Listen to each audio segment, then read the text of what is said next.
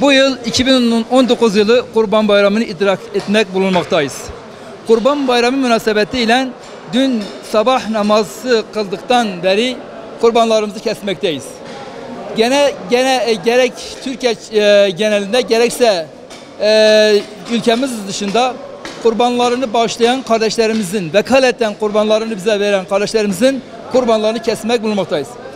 Kurban anlam itibariyle kurbiyet anlamını ifade etmektedir, yakınlaşma.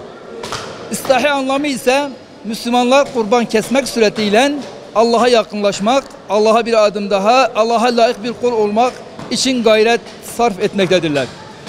Bugün bizler de bu kardeşlerimizin bu niyetlerini, bu halis niyetlerini gerçekleştirmek için buradayız. Bitlis olarak bize bağışlanan 84 hisse kurbanı kesmiş bulunmaktayız. Bu kesim işlerin dün itibariyle başladık.